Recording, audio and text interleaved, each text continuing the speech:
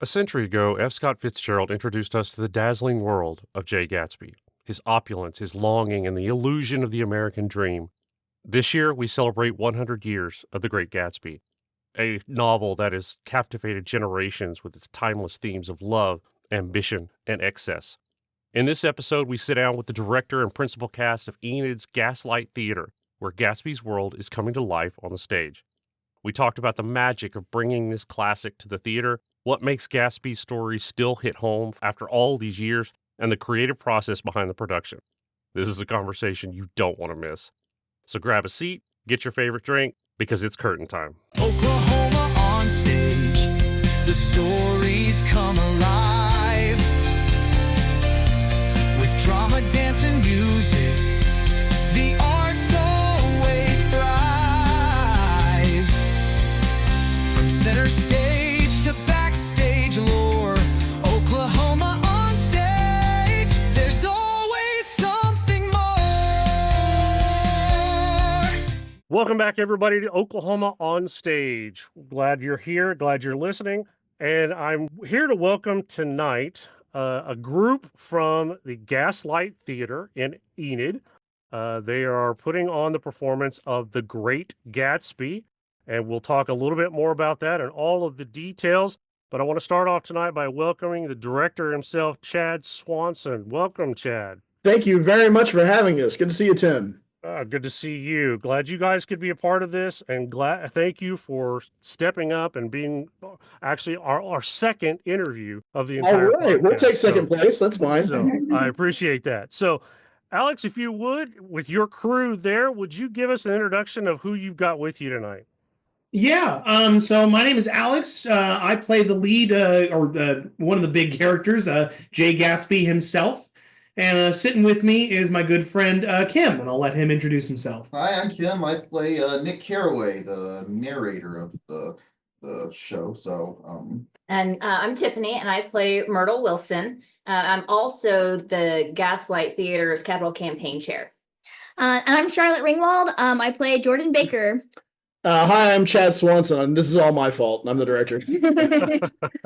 And I'm Heather Palmer. I am the marketing committee chair for the Gaslight. Great. Welcome. And welcome all of you guys. I appreciate you guys taking time out of your schedule. I know from what I've heard, you guys are very busy in what you're doing. Absolutely. That's awesome. And I thank you guys for taking time out to be a part of this. Of course. I did get, before we scheduled our podcast and interview and everything, I did get a press release sent to me from Gaslight Theater. So I'd like to share a little bit about that so that our listeners know what's going on. Oh, Heather's thrilled. Heather, you wrote this, is that correct? I've written a lot of press releases in the last couple of weeks. Well, I'm not going to tell you which one I'm reading, so this makes no, I'm kidding. So I received this, and it starts out, this was very interesting. I did not know this, and so most of our people probably don't either. This is the centennial celebration of The Great Gatsby. So I'll give a little note here that is written on this. On April 10th, 1925, F. Scott Fitzgerald published a tale that would come to be known as the Great American Novel. Fitzgerald himself noted that books are like brothers. I am an only child, Gatsby my imaginary eldest brother. An only child himself, director Chad Swanson feels a similar kinship to Jay Gatsby as a larger-than-life sibling, one requiring great care in telling of his story. Goes on, Swanson talking about his connection with Gatsby. We'll get into that in a little bit himself. Talking about the performance dates for Great Gatsby, they're April 11th, 12th, and 13th, 18th, and 19th at the Gaslight Theater in Enid, Oklahoma. We'll talk about tickets at the end of this show. And so there's a great deal of connection from what I hear for The Great Gatsby and yourself, Chad. Can you give us a little bit of that connection? Sure, of course. I think, like so many of us, my first exposure to The Great Gatsby was being forced to read it in high school around, sophomore, junior year. And, as a teenager, I think, it's difficult for a novel like that to really speak to someone that hasn't had a lifetime of experience and ups and downs and going along life's trails.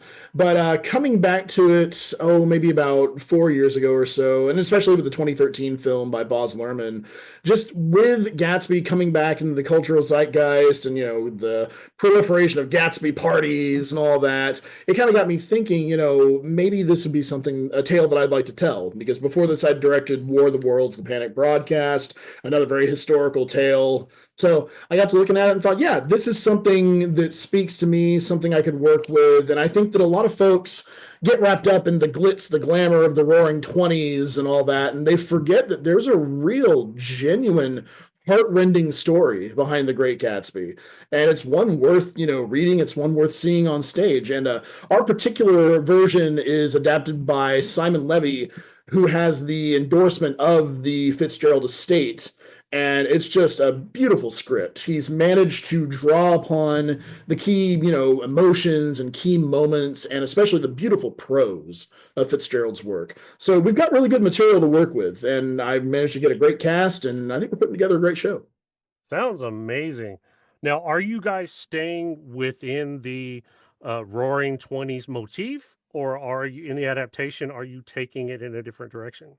I'd say we're keeping it pretty faithful to the time, like as far as fashion, as far as music, as far as the story goes. We're not really doing anything off the beaten path.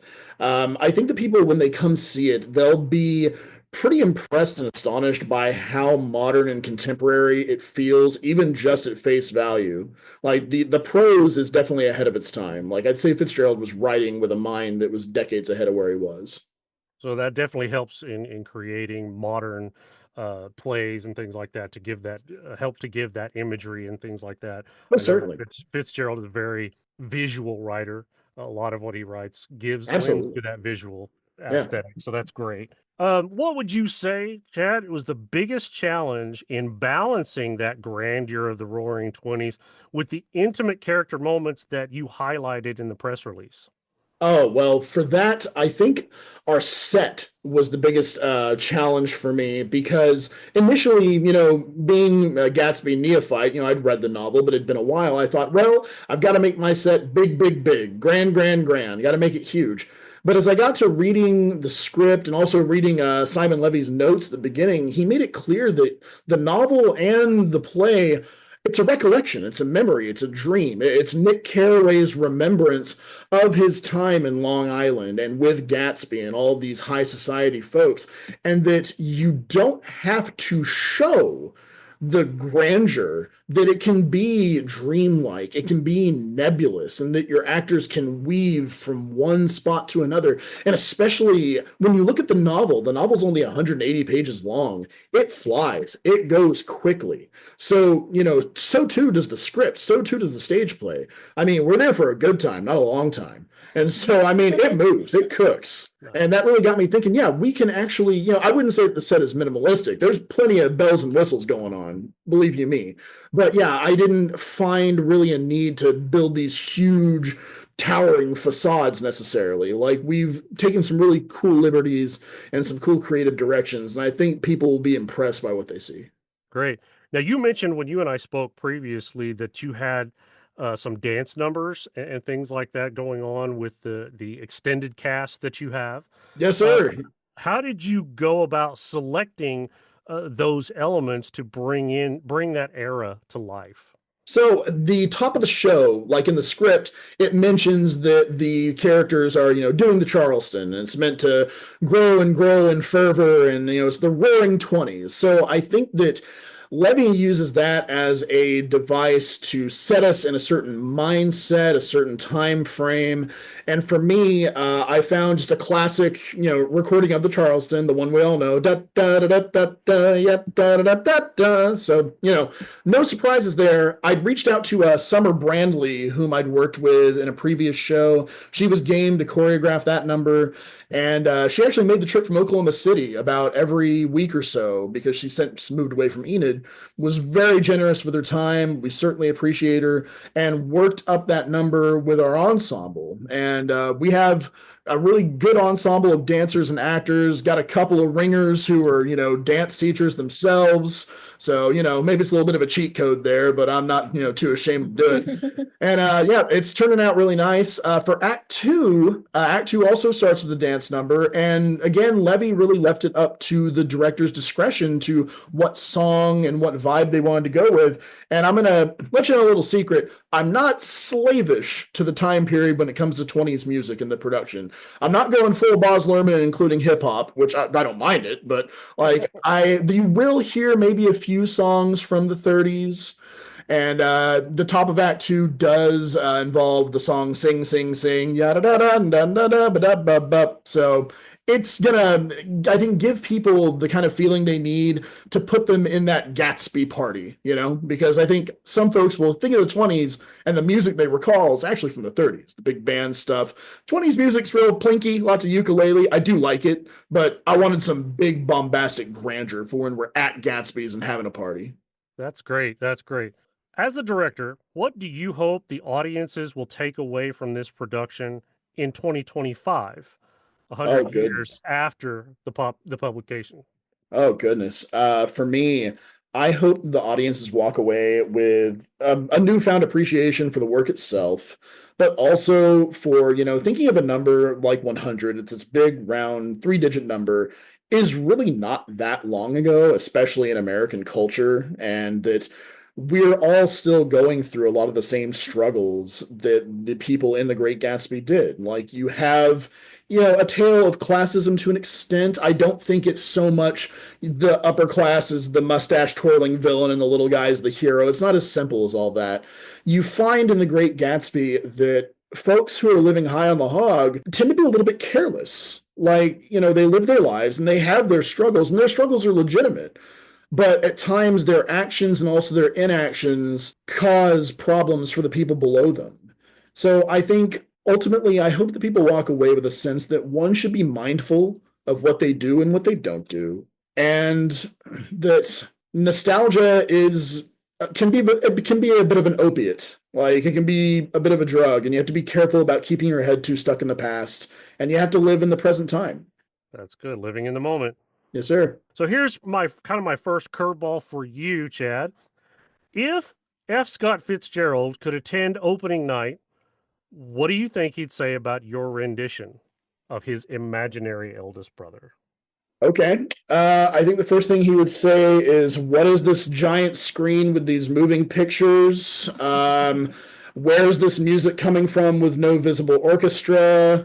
But in all seriousness, I would hope that he would take a look at our rendition and that he would remark that while we have captured all of the bombast and all of the, big parties, that we did pay adequate attention to the small character moments, and that we made them honest, and that we made the relationship between Gatsby and Daisy a believable one, and the relationship between Myrtle and Tom a believable one, and Nick's relationship with Jordan, which, I personally, that's my favorite relationship in the show, is between Nick and Jordan. And I think sometimes it gets a little washed over in the 70s version of the film, even the 2013 version.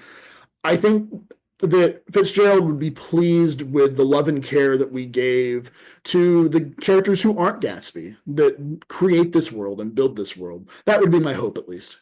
All right, we're going to shift gears just a little bit. We're going to transition over to the cast for a few minutes. Grill some of these other guys. You've been going after me this whole time. Hey, I told you when I first set this up, it was supposed to be just you and me, and then so I had to come up with some other questions. So yeah, throw some fire these other guys' way. I don't want to hear me talk for an hour.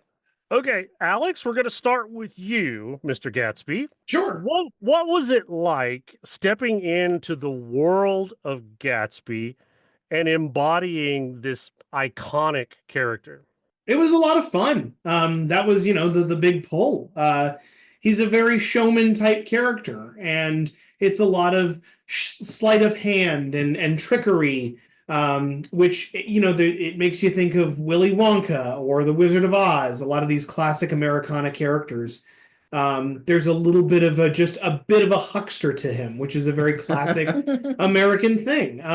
So there's joy there, and as stated in the show, he's an optimist. So it's not a dark world to enter. It was actually a really positive one, and one that's been kind of fun to craft and build and try and make into something audiences will find compelling too. So let me ask you, Alex, just off the top of your head, just the first thing that comes to your mind, how would you classify Gatsby? Extraordinary, special, more motivated, more driven, more accomplished than like a normal person. There's something a bit grander about his ambitions and his abilities. Of course, it's all for love, which is it's charming in its own way. Fair enough. All right. So we'll switch over to Kim.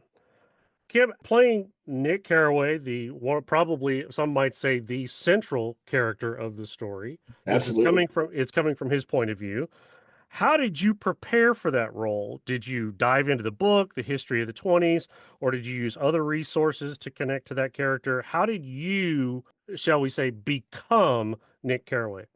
Really, whenever I first read the script, it's been a while since I've actually read the book, actually since high school itself. But when I read the script, like 3 or 4 hours before auditions, before I was actually deciding to whether or not to audition, I really connected with Nick because he's kind of he really comes across as the outsider coming into the story. And so being kind of a natural introvert myself, I like being kind of the wallflower and kind of observing everything going around me. And so it was nice to be able to actually embody Nick in a way where he is the vehicle for the audience to actually examine Gatsby, examine Tom and Daisy and Jordan and all the craziness that's going on through the play itself. So really, that's how I kind of envision and try and make it as honest of a portrayal from someone that would look on the outside at everything that's going on. Yeah, I like what you said there about being honest, and that's for me as both an actor and a director, that's one of the things that I look for above all else is authenticity and being real. I just got through being an assistant director on Julius Caesar, and Ooh. having I am no Shakespearean actor at all, and having much like you said there, Kim, I hadn't read the story since I was in high school. And believe me, I'm a little further along in years than you guys are. So yeah, it was totally a new experience for me. At the same time, it was a full adaptation, so it was taking the show completely out of Shakespearean England and putting it into the 1970s Vietnam era uh, Oh. political arrest. It was an amazing show. The technical director who did the adaptation had a great vision for it. I was got the lucky opportunity to help take his vision and put it on stage. It was great, and but one of the things I went to with the cast is exactly kind of what you said there was that I'm looking for people that aren't doing just words on a page. And for Shakespeare, William Shakespeare never introduces his characters. There is no, this is so and so. He's from here. He's a stately individual. He's 45 years of age, and he doesn't give any of that. And so every actor that plays a Shakespearean role is free to interpret that character however they want, or shall I say, however the director wants them to. But yeah, and so I love it when people are able to put some thought into, much like you were talking about there, Kim, thought into it, reaching into it, doing some character examination to bring that person to life, just like you said. So I applaud that. Thank you for saying all of that. But I do have to say, you say you're an introvert. Is that why you're not on camera? One of the reasons. Now, you spoke about Julius Caesar. Alex actually directed Caesar at Gaslight a few seasons back, and Really? did a bit of a modern Politico take Okay. on it. Yeah, Yeah. it was wonderful production. It's a great show, very deep. There's so many layers involved with it. It's definitely not your typical William Shakespeare. So Mhm. I really thoroughly enjoyed it. And like I said, not being a Shakespearean actor myself, kind of got to stretch my limits as well, and I love to do that. Very So cool. okay, so let's go over to Charlotte. and ask, are there any standout scenes or moments in the show that feel particularly powerful or meaningful to you? Yes. Okay. So there's I was so glad she didn't say no. No, I did not. Yeah, actually, I have this very long, like 2-page long monologue where, Jordan is a childhood friend of Daisy's, and so she's kind of revealing the story about Daisy and Gatsby, kind of how they met and kind of what all went down like when they were younger, like 5 years ago. And so she's revealing this all to Nick, and then doing the big ask of like, hey, can they come in over to your place and meet? This is the whole point of the story. And so that moment's just like really pivotal for me as playing Jordan. And so it's really fun to be able to kind of narrate that scene, and it's kind of happening behind me a little bit of the tale, and then kind of coming to that big ask. And so I really love that moment, and always stress out a little bit about it, just making sure I'm like dead letter perfect, so everyone's hitting their cues right, and I'm not messing up the whole thing.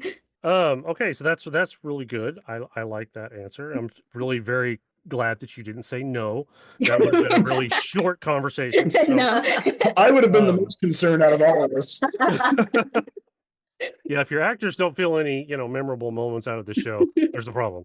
So, Yeah, all she's right. also my wife, so I'd really hope the answer would be yes. Yeah, if she didn't like what you're doing, that's a whole different podcast. So, Yeah, no kidding. okay, so Tiffany, Yes, sir. let's get over to you. First question I'm going to ask you is as a cast member. Then we'll shift gears after that. If you could attend one of Gatsby's parties, what part of the experience would you most look forward to or most dread? Myrtle would look forward to the booze, and hopefully Tom was there. That's just that simple. She's just Okay. she's simple in those sorts of things. She cares about a couple things, and that's trying to make her way up the ladder, kind of in a way that Gatsby does, just from a different starting point. And yeah, she would want Tom, and she'd want the booze, and probably mingle. Okay, so then the question would become, how different is that from yourself? Not at all. Hilarious. While I am ambitious and I reach for the stars with stuff, I don't. I like to think I don't do it at other people's, demise. So I'm pretty careful with how I treat people and what I do to get to where I want to go. She'd be trying to get donations for the Capitol campaign if she was an Gatsby party. Yeah, she's always be closing. She's always working the room. This is true. Well, that being said, it's a great transition. I knew it. Great transition into the Capitol campaign. You're welcome. So, tell us a little bit about that, Tiffany. The Capitol campaign, and what all does that entail, especially being wrapped around Great Gatsby. Yeah, so this is a project that started back in 2019. A push to be able to raise at that time $1 million to renovate the theater top to bottom, front to back. And we of course things got pushed aside come March of 2020 with COVID. So it turned into a larger and much longer project than what it originally was going to be. But luckily, thus far we've raised $500,000. We've already got some renovations done. Our auditorium is completely newly renovated. Our green room, and then we have a little black box theater so far that is done. And interestingly enough, we are going for a kind of modern art deco, because our building was actually built and opened in February of 1921. Shortly thereafter, it had a fire. The auditorium completely burnt down. It reopened again in 1923 and in 24. And so it's just there is that idea of thinking about the time that Gatsby came out. When it was published, there were people that were attending our theater and sitting in not the same seats, but sitting in the same building. And we're bringing back the Art Deco feel and the that era. So there is a nice little tie-in with Gatsby with it. So some nostalgia along with it. That's really cool. That's Yes. very, very cool. Okay, Heather, do you want to answer any questions, or are you just going to be a Yes, she does. Yes, she does. What do you got for me? Okay, so talking about the Great Gatsby, and it talked a little bit about in the press release, talking about the centennial celebration. Can you tell me a little bit about how the marketing went in for that? Well, Chad and I have been talking about the marketing for this show for 6 months at least. At least. At least. We've been trying to, I mean, I don't know if you've seen our Facebook page, but we've been posting photos that we took with Dawn Muncie. She's a local photographer. She does all of our theater photography. She's amazing. Mhm. And she's taken some beautiful photographs. So we've started trickling those out there. We've been trying to focus on like a two-sided approach to the marketing. So we've been having the fun celebratory roaring 20s, everybody's having a party. And then we're also trying to make sure we bring in those tender moments, the fact that it is a little bit of a tragic love story, that we have those things going on. It's not just a 1920s themed party. It's actually great American literature. So we've been trying to play it from both angles there when we do marketing. I'm hoping that's coming across. We've been looking at going back to the capital campaign and fundraising. We've been looking at doing some fundraising activities around the show. I actually have some antiques from the 1920s. They're probably just exactly as old as this show that we are looking at auctioning off in a silent auction. So you can actually take home a piece of nostalgia and help us raise a little bit of money to, I think our next project is the lobby. The lobby. Help us update our lobby so that it matches with our newly redone auditorium. What else? What else have we been doing? We've been doing a lot. We've just been. I know you guys have been busy. I know that. We've been busy. We are the most active community theater in this state. We do more shows than anybody else. So we are busy beavers. And I'd like to give Heather her flowers too. She's gone above and beyond to really make the marketing for this show happen. Like, she's been in touch with me since day zero and has had just brilliant ideas. And she's been super easy to work with. It's been a real privilege. Thank you, Heather. Oh, thank you. See, look, actors getting along. Who'd have thought of it? Right. Right. Do not much acting. And I will tell you That's why. that all the marketing photos that have been coming out on Facebook have been top notch. They look great. I love the introductions to the characters and the cast members and things like that. So kudos for that. They do look great. Thank you. And again, like I said, when I come up there to see the show, we will take some photos with the cast so that we can promote them on our group page and everything. Please do. Yeah. So, and we will reciprocate. We love a scratch your back, I'll scratch yours. We love those. Oh yeah. Well, that's We've been trading marketing with some of the other community theaters nearby. So Onstage Woodward, we've been trading marketing with them. We've been trading marketing with Tonka, and we've been trading marketing with Town and Gown. So we love giving back to each other because we're all in this together. That's right. I mean, there's something about that word community in community theater that goes beyond just the fact that we're not on the big stage. We are a community and we're a family. We're all in this together. And I've talked to so many directors that are like, man, I just wish that people really understood what community theater really meant, and that they would work together and things like that. But then you run into those others that are like, hey, half of our set we got from this other theater because they were, willing to see a need in this, and they helped us out. I've been a part of productions where, as a matter of fact, we were part of a production back when my wife was teaching and she was working alongside the theater instructor. They were doing music theater.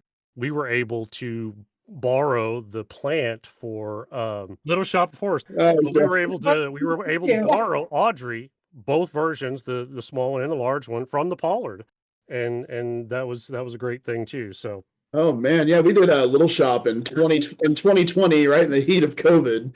Tiffany was the AD. I was actually the voice of Audrey too, believe it or not.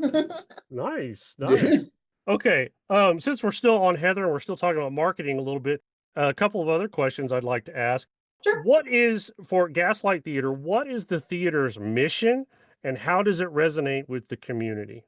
Oh goodness, the mission statement. I have not pulled that one out in a hot minute. Um, I knew I'd catch you on something. I know, right? Well, we're here to make sure that everybody has a place to practice their art, that the community has a place to. Oh, here we go. We got a cheat Charlie. sheet. Oh, thank goodness for technology. All right. So our mission statement is twofold: to provide a wide spectrum of high quality theatrical entertainment to a broad audience in Enid and the surrounding communities, and to provide a setting for non-professional actors, directors, designers, and technicians to learn and practice their art. We also have core values. Our core values are professionalism, community, creativity, safety, and collaboration. So we really want to put the community in community theater. We have people all the time coming in that have never done theater before, or they haven't done theater since high school. In this show. Yeah, especially. We want new people. We want people to come in and try this for the first time. And we want to be that place where it's safe to try, where you don't have to feel like you have to be the best or you already have to have done a show in order to get that entry. So that's what we've been trying to market ourselves as. I mean, it's always a struggle to get new folks in the door of a community theater. So, that's a never ending striving and reaching, but that's what we want to be. Is we have spots for, we have kids drama camp in the summer so that kindergartners can come in and put on their own show all the way up to fifth graders. We have a teen program and the teens meet twice a month. They do a couple of shows during the year. We're really trying to be a place where these kids can actually come and learn something while they're having fun. And theater is not a thing that is just applicable to people that want to do theater as a living. I mean, I went to school for theater, but that is absolutely not what I do for a living. I do marketing for a living. But you learn so much when you do theater. You don't just learn things like empathy, but you learn how to organize things and how to work together with people. It's just like playing team sports. You're just doing a different activity to do it. So that's what we want to be for people is, just theater is my sport. Here. Here. I like that. I like to run on sentence also. Hey, you're fine. You're fine. I like, what you said as far as, you went to school for theater, but that's not what you do. It always goes back to, when somebody asks you, you have a degree in sociology, what are you going to do with that? It's like, theater's kind of the same way. If you're not a teacher in theater, what are you going to do with that degree? Marketing. Exactly. So, 3 people at the table that all went to school for theater and are not currently professionally acting, but have parlayed it into something else. Like Charlotte, what do you do with your theater degree? Yeah, so I have a Bachelor of Fine Art in Theater Performance, and I run Leonardo's Children's Museum. So, you kind of find all different types. Yeah, Alex, what do you do with your theater background? I didn't get a degree in theater. You acted in Shakespeare professionally. Yes, yeah. Yeah. And he now works at Leonardo's Children's Museum as well, do you not? Yes, I'm a big kid, so I went to work with big kids. now I will go with the fact that you got a degree in theater, that you are using that in a children's theater, at a children's museum. Because I think it definitely takes, you're putting on a performance every day when you go to work. You have to know how to produce that performance. You have to know all of those aspects of theater because kids, if you just go in to work every day at a museum, the kids are going to check out as soon as they walk in the door. So I think, yes, you are definitely using that. On the flip side, I didn't finish my degree in theater. I started out as a theater education major, transitioned into television broadcasting, transitioned into this, and then transitioned into that. I think I changed my major about 8 times. And it took me 18 years to get a bachelor's degree. And I work in HR. So there's now a lot why that you can take from theater and put in HR. That's right. Absolutely, absolutely. Now you know why I'm doing this podcast. But no, seriously, I one of the things I've done a lot of different things. Kind of said it in a couple of places, my promos and things like that. I've done a lot of different things in my life. I fit that traditional jack of all trades, master of none. But the one thing that's always been constant in my life has been theater. Absolutely. Yeah. Since Absolutely. I was a little kid up until now. So I love what you guys are doing. I just wish you guys were closer to me. Yeah. You know, It's hard sometimes to convince people to make the drive up here, but I think once they do, they keep coming back. Yes. It's worth it. 412 is not that long a drive. You'll be It's all really right. not. well, you know, I work in Oklahoma City, and so that's not that big a deal. But the fact that I live in Shawnee, Ooh. that's an extra 45 minutes outside of that. So, yeah, that is a little bit far to drive every day for rehearsal. So, Fair enough. Fair enough. but yes, I really would wish you guys were closer and things like that, because everything that I'm hearing, everything that I've seen so far, definitely is a draw to someone who loves the theater and loves to act. So, And we have had a lot of people come up and audition from Oklahoma City, from Stillwater, Oh yeah. from Ponca City. Mhm. And our directors are really learning how to work around that bit of driving that some people are going to need to do. Like we've learned some ways to stack up our rehearsals so that people aren't having to make the drive every single night. Right. Maybe a few less nights. So we've had people make it work. So if anybody's like out there listening and thinking, oh, I might want to try that. Like we have auditions coming up at the 1st of May for our summer musical, and our director is actually going to be driving in from Stillwater every single day for rehearsal. Yep. So we make things work. Like we're here to like make it available to anybody who wants to try. 100%. I think that's amazing. And I mean, surely that it goes back to if it's something that means something to you, if it's something you're passionate about, you'll find a way. Yeah. And I think it's for all of us. And, you know, because all of us, like you said, we all have full-time jobs, community theater. For the most part, we don't get paid for. We do it because it's something we love. It's a passion for us. Yeah, there are some of those theaters out there that they do give stipends for, you know, certain things. I haven't found one yet. But, You find one, you let me know. exactly. You know, it's always good when you're signing that, you know, audition contract and everything, and it talks about the roles, and then there's a little statement at the bottom that says a small stipend may be available, and I'm like, yay! But I've never seen it. So That's new on me, boss. All I get my act is just a crisp high five. right, yeah.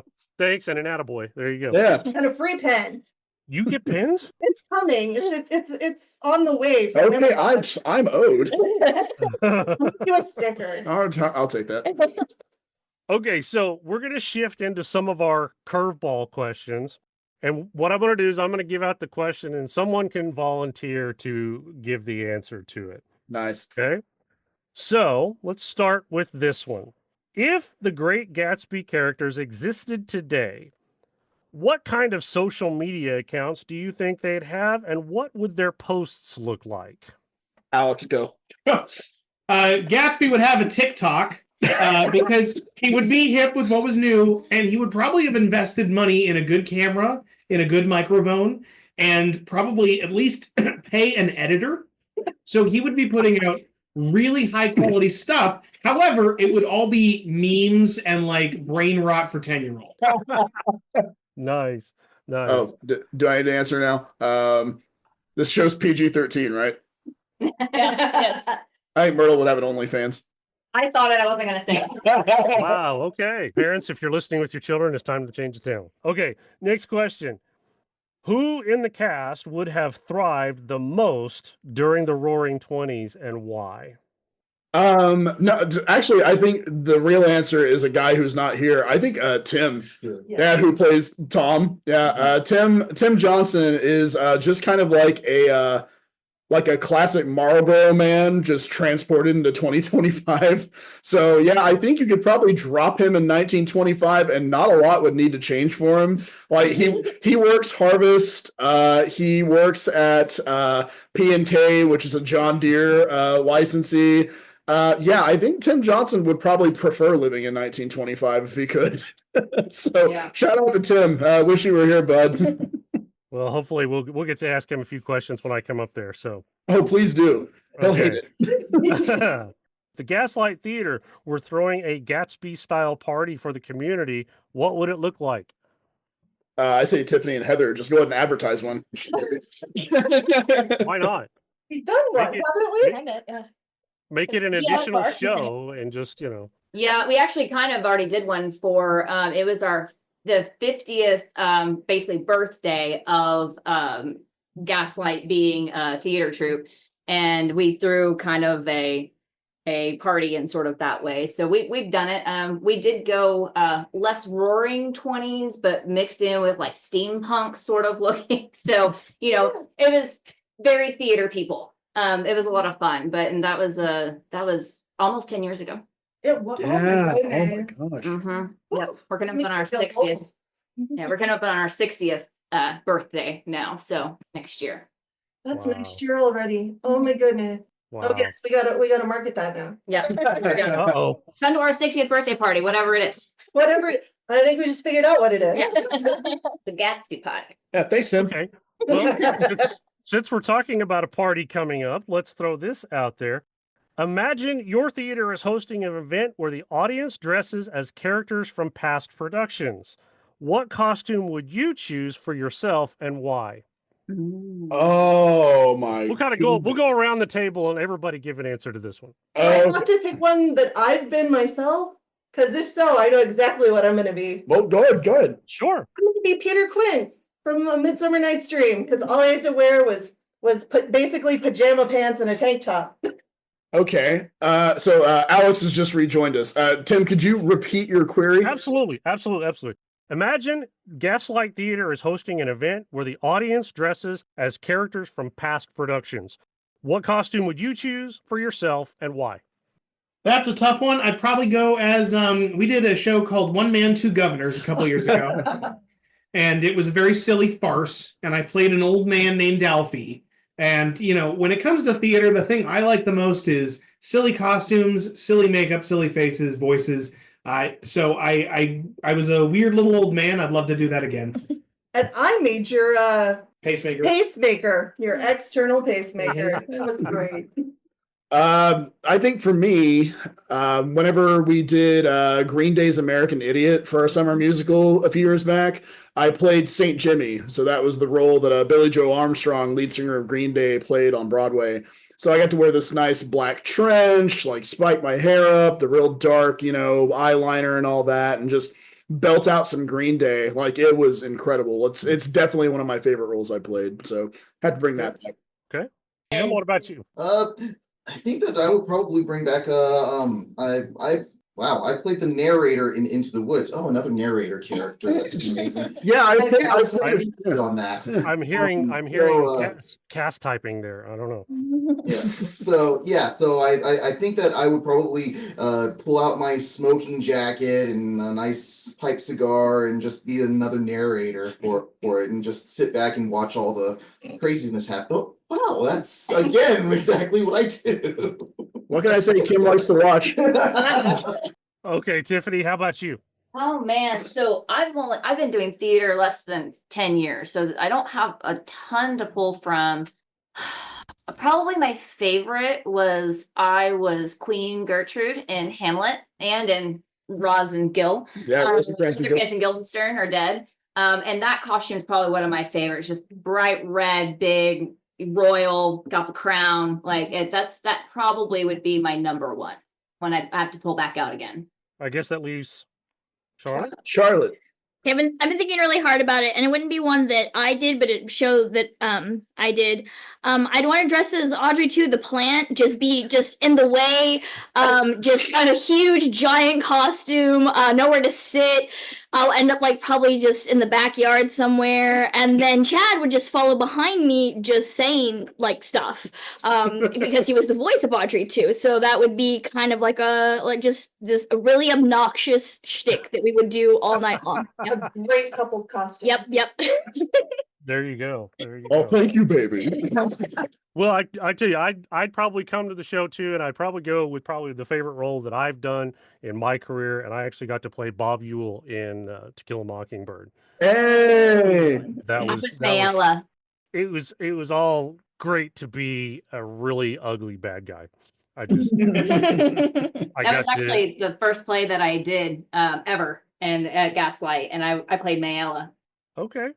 All right. My wife was on stage. She played Miss Maudie. So Ah. They had her typing the whole time, and she hated it too because I spent like 6 weeks just dirty, filthy, nasty. My beard was like growing all down my neck, and every night I got to rub Crisco in my hair, and it was gross. Okay, so let me see if I can find one real zinger to end with, and I don't know that I have a real good one.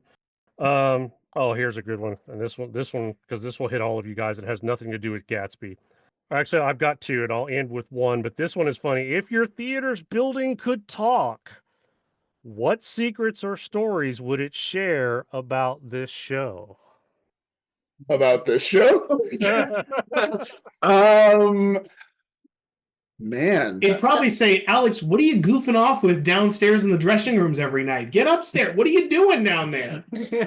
Well, That's what your stage manager says.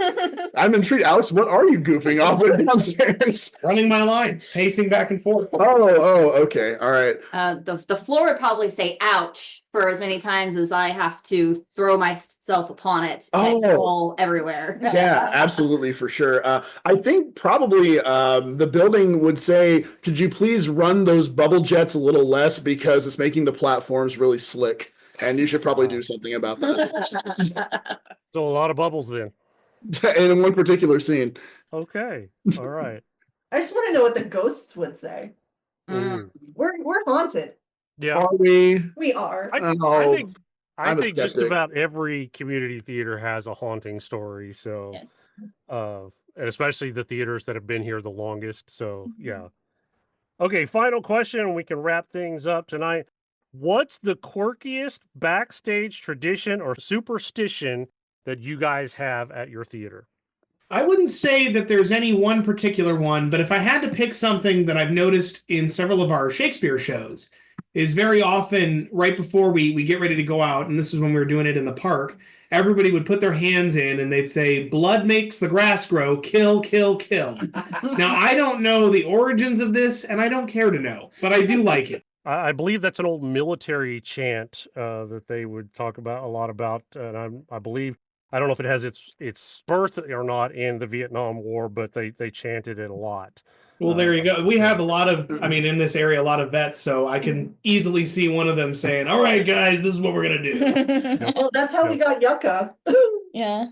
All right, guys, I want to thank you guys for being a part of this. I really appreciate it. I have a lot of fun with you guys. Before we go, tell us a little bit about, again, we talked a little bit about the dates. If we could go over those dates again, talk about the times, and how people can get tickets. Absolutely. I can tell you that this is F. Scott Fitzgerald's The Great Gatsby, adapted for stage by Simon Levy, directed by yours truly, Chad Swanson.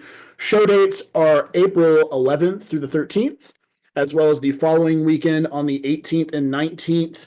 Show times are at 7:30 p.m., aside from the Sunday performance on the 13th, which will be 2 p.m. And let's see, tickets, adults are $18 in advance, $20 at the door. Active military, $15 in advance, $17 at the door. Students, $8 in advance, $10 at the door. Anything I missed? Marketing or capital campaign? How to buy tickets. How to buy tickets? Well, by God, you can go to gaslighttheater.org and follow the links for The Great Gatsby, and you can pick out your seats, as many as you need, and you can pay for them online. Or you can also call our box office at, let's see if the phone number's on the website. It is 580-234-2307. Look at that, what do you need me for? See, you guys leave it up to the marketing department. They've got a whole spiel ready for it. So. Yeah, of course. They don't let me talk very much, and that's probably a good thing. So, guys, thank you again. I'm looking forward to seeing the show. You guys sound like you're an amazing cast. Chad, you sound like you've put together a great production. I look forward to seeing it. And until then, guys, break a leg. I wish you guys all the best of luck. Yay, thank you, Tim. Thanks for being on the show, guys. Have a wonderful week. All right, take care. So there you have our interview with the director and principal cast of The Great Gatsby, put on by the Gaslight Theater in Enid. Since the recording of this interview, I did have the opportunity to go and see the show. It was amazing. I have to say it was top notch. They hit it out of the park. Great presentation, great set, great costumes, just a great overall putting forth of the story of The Great Gatsby. They did a great job. Congratulations, Gaslight Theater. I look forward to many productions that you guys have down the road. As for everybody else listening to the show, thank you for being a part of this. You can always find us on Facebook and Instagram. Be sure to give us a like, a subscription, give us a review so that we can share this with other people and other people can find it and enjoy the podcast as well. Until then, look forward to the next episode, and thank you for supporting the arts. Oklahoma on stage.